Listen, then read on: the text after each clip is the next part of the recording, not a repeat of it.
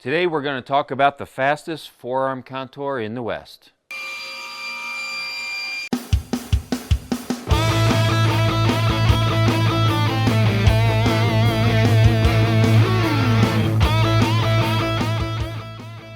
But first I want to talk about something that is really going to stir up some controversy.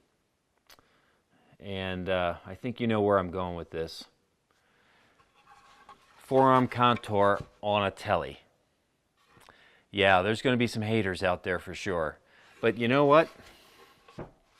I've come to a conclusion. If I'm making the guitar, I can make it however I want.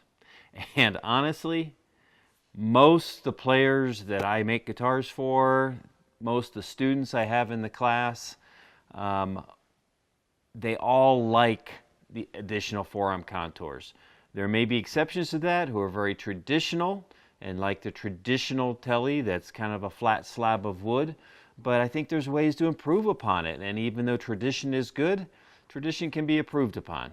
So that's my personal philosophy, and if I am making the guitar, I can make it however I want to, and when you're making your guitar, you can make it however you want to. So it's totally okay. Seriously, the world's not going to end when you put a forearm contour on a telly.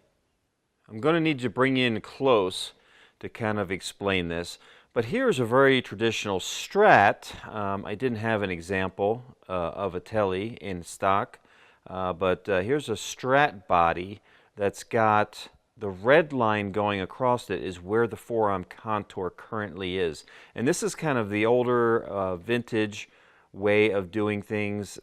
The forearm contours have changed for Fender over the years. The blue is where other ones are done. So if you contrast the difference between those, it's really all in the angle. The red line is about a 50-degree angle from center line, where the blue is only about a 40-degree line from center line. The blue kind of starts where the strap button would be located, and the red starts all the way in line with the high E string and kind of works its way over.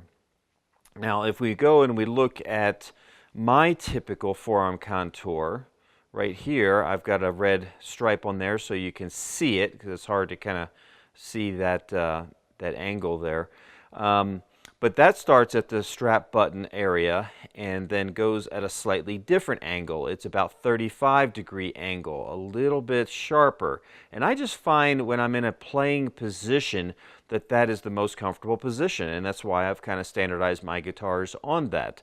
There's also a difference in the slope itself, where if you look at this, it's the slope is kind of swooping out from the center hump position of that forearm contour, and it's about a 20-degree cut with then round faded sanding, it looks like, on the top and bottom sides of it, where the ones that I do is typically a straight line. This one happens to be 10 degrees, and then a little round over is manually applied at the end. And so hopefully you can kind of see what I'm talking about there. So again, I think it falls into personal preference, you know, whether you want a forearm contour that kind of does this kind of hump fading away thing, or you want more linear with a round over and softened on the top edge like I do. It's all personal preference. The angle, again, can be certainly personal preference. I think as long as a forearm contour just provides relief from the sharp edge of a traditional guitar, without it, I think it's a lot more comfortable to play. I don't think it has to be 20, or it could be 10, maybe it could be less than 10. I think it's totally your call depending upon what you want to do. If I decide to use binding on the edge of my guitar, I like the 10 degree because I can pretty comfortably get my overhead binding router set up to follow that contour. But if it gets much steeper than that, my jig has a hard time following the contour. Therefore, it's a lot more difficult to do edge binding. As you might have seen in some of my recent videos about my new template system that I'm utilizing, I do put in there a couple slots that allows me to lay that template in place and draw a couple lines. And those couple lines, basically I put a ruler and connect the dots, and that gives me a guide. Now on that guide, that line represents to me the maximum, no pun intended, section of the guitar that curve or bevel will go into, including any softening or final rounding. Okay, so what I'll generally do is draw a couple more lines, and it gives me kind of a way to sneak up onto a forearm contour. So those are about 3/8 inch apart from each other, but it doesn't really matter how you do it. You just need to set yourself limits. Now also what I'll do is draw a perpendicular line to that forearm contour, and then I'll bring the edge of it down about 0.75. Okay, so 0.75 total gives me from approximately that center line to the 0.75 on a standard body. It gives me about a 10-degree slope, and that's what I'm shooting for. On the Fender body, the way that forearm contour slopes down, it ends up going about a grand total of 1 inch deep from the top surface. So a little bit more heavier cut in that, and again, that rounding forearm contour rather than a more linear approach.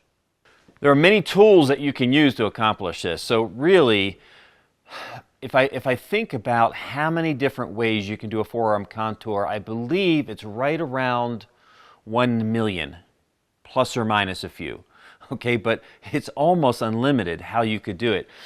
Some people take them to a sander, a disc sander, an edge sander, belt sander of some sort, and kind of put that radius in there with a sanding process. This tool right here, your standard apron plane, block plane, whatever you want to call it, is really the way that I learned how to do forearm contours first. And it's just a matter of shaving that contour in, and it can be very therapeutic, and it produces a very nice result. You can keep things flat because you got this sole of the plane as the reference, so you can keep it nice and flat and work it down, and it's a pretty easy process. But it does take a little bit of time, and you have to really keep the edges of your tools sharpened, so there's another investment of time for that process too. So not the fastest way to do it for sure. One of my absolute favorite files is this Shinto file. It's basically made up of hacksaw blades that are kind of formed in like a grid, and it's perfectly flat, and there's a coarse side and a fine side, and it's really easy to remove a lot of material pretty fast.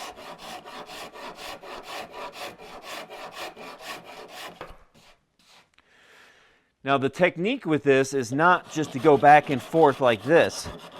It's to actually work it almost like a hand plane, where it's at a slight angle and you're dragging it across the surface. That's where it's going to be its most aggressive. And since it's a flat surface, it'll help you keep that surface flat there also.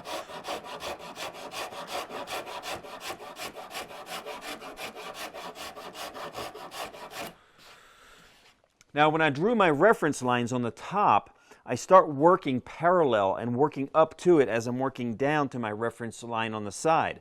And that way I just keep working it down nice and easy.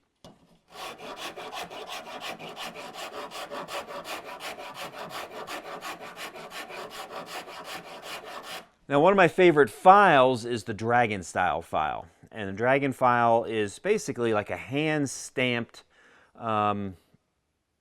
teeth in there that produce kind of a randomized shaving pattern, and for some reason it ends up being very aggressive. The edges last a long time, but yet it's smoother cutting than maybe a traditional file would be. So this Dragon file, this is a Stu Mac version of it, but other companies make them. Some are designed differently. This one has a flat surface on one side and a curved surface on the other side.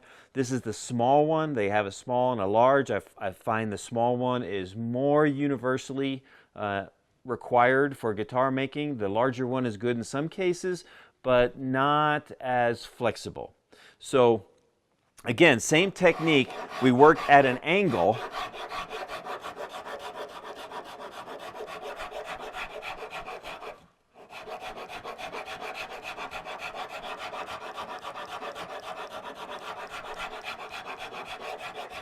And we try to remain parallel and flat as we're working. Not as aggressive as the Shin-2, so once you get to your final specs, this may be what you want to shift to. If you want to save some of the wear and tear on your body, you want to get machines involved in the process. So one of the first machines that I used for this is a little angle grinder like this. This is called a Merlin 2, but it's got an abrasive, kind of rounded off, conical shaped disc on there, and it will remove material, and it will let the motor do most of the work. It's still going to take some time, but it certainly saves a little bit of wear and tear on the body.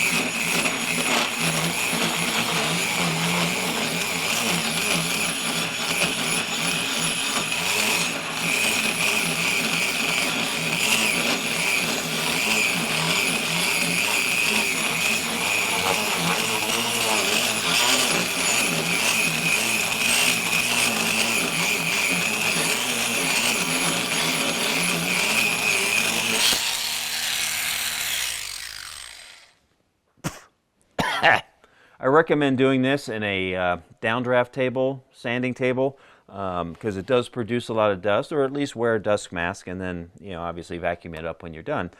But with this tool, it does, I wouldn't say it's any faster than using the rasp technique. It could be, but basically you have to kind of work it, since it's a conical shape, you have to work it back and forth and make sure you're staying flat. So it takes a little bit more attention to detail for doing that.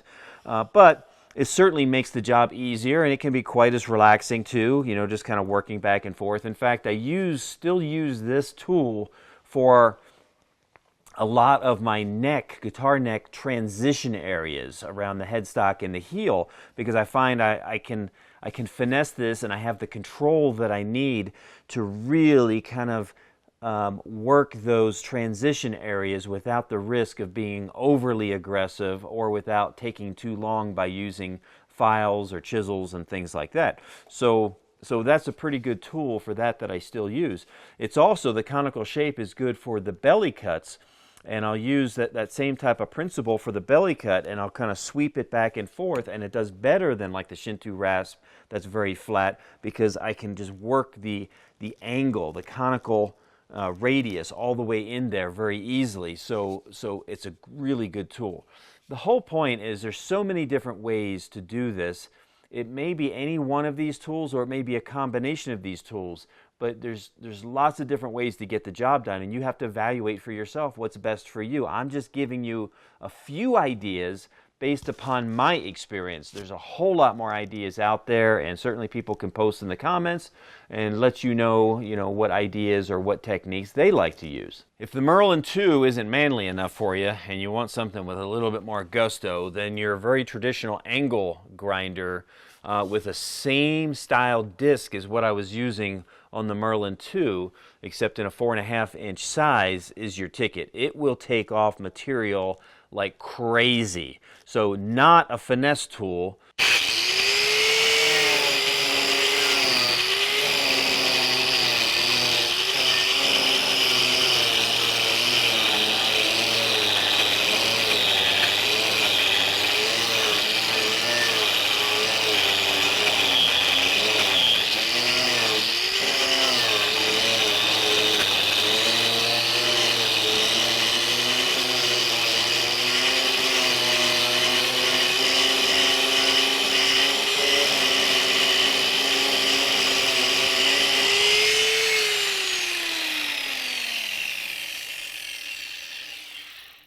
Bam! That's a whole lot faster, and that can take some meat away pretty quick. It's kind of fun and it's kind of cool, but again, it's because it's a conical disc. It's harder to keep it perfectly flat. So you may have to use some of these tools in combination to get to your purpose. Take the bulk off with a big beastly tool like this. Come back with your old shin-to just to work it and make sure that you are getting it perfectly flat. Maybe come back with the dragon rasp to work it flat some more and smooth it out some. And then maybe you finish it off with the block plane to kind of get it perfect and smooth all at the same time.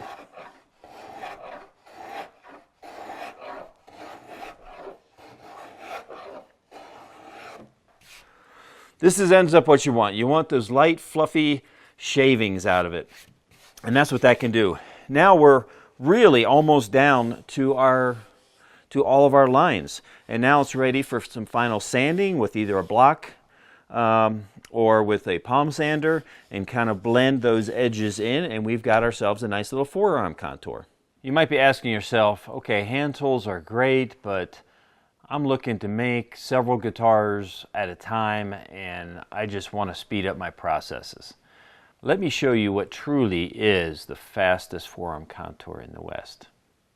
Now, it took me a couple hours to build a jig, but with the jig, you can really speed up your production and maintain accuracy in a much, much better way. The interesting story about this jig is I had a student in my class come in and say, hey, Steve, have you ever seen that video of a guy cutting the forearm contour with a table saw? And I said, I'm not sure if I have. I'm sure it would be possible to do, but I'm not sure if I've ever seen that video. Sometimes that's all it takes is to plant a seed in my brain to get me to do something. So I ended up looking for that video, and the only one I could find, there may be more, but the only one I could find in a quick search is from Ryan Martin, I believe out of Florida. And he's had a lot of videos over the years, but I'm not sure if he has much new content. But I did find one video where he was demonstrating it, but he wasn't really talking about it. He wasn't talking about the jig. He was just cutting out like 30 bodies, forearm contours and bodies in like 5 minutes or something crazy like that. I mean, it's insane how fast it can be. So I endeavored to try to come up with a jig that could accomplish that for my purposes. All right, now everybody's purposes is a little bit different, you know, where you want that angle to lie, how deep you want that angle to go, and things like that. But this jig works out pretty good, and I want to show you basically this operation. Let's show some close-ups here. Here's the jig.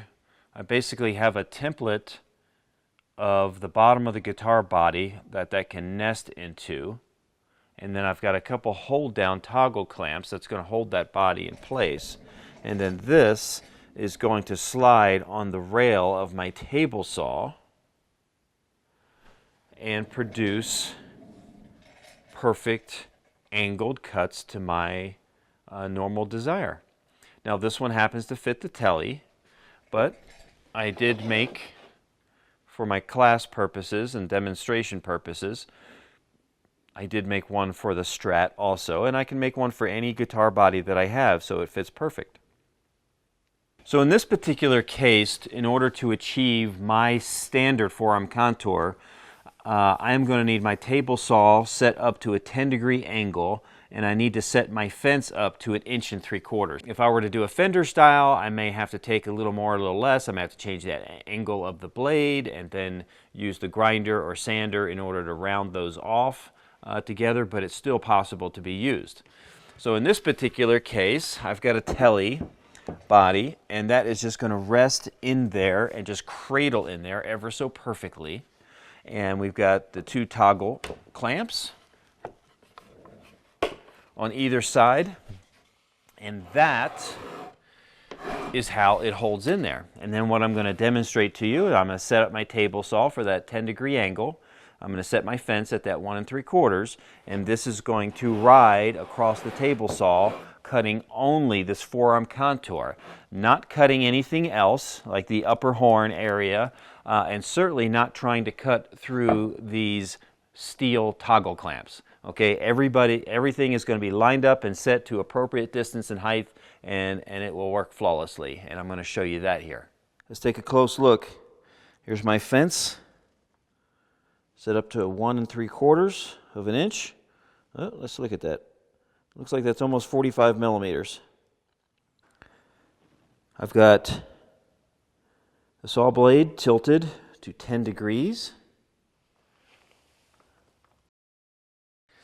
Now we're going to put this jig in place and make the cut.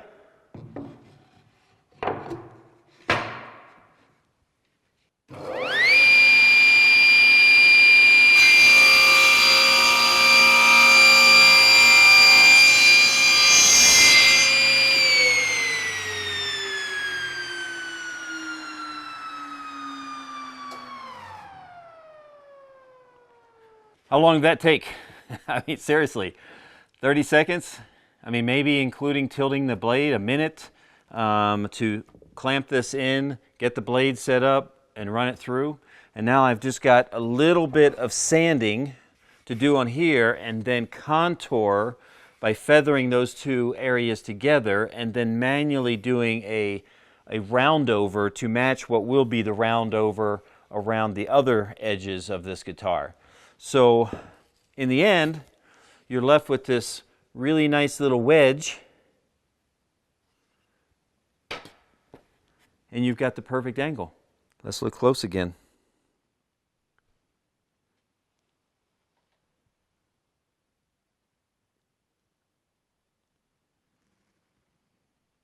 So was I lying when I said the fastest forearm contour in the West? I don't see how you could really get any faster. A CNC can't even cut that fast. It just still might be better to do it with a CNC while you have the CNC also cutting out everything out. It can just take care of everything. You don't even have to think of it. You don't have another setup to do. But it will take longer than what I just showed you right there, for sure, without question. So that's another Maxim Guitar Works jig right there for you. Thank you, Ryan, for sharing it in your video. Thank you to my student, Chris, who brought this up to my attention. And thank you to everyone out there who watched this video long enough to get to the prize at the end, the forearm contouring jig. Hey, no matter what you do, start with excellence.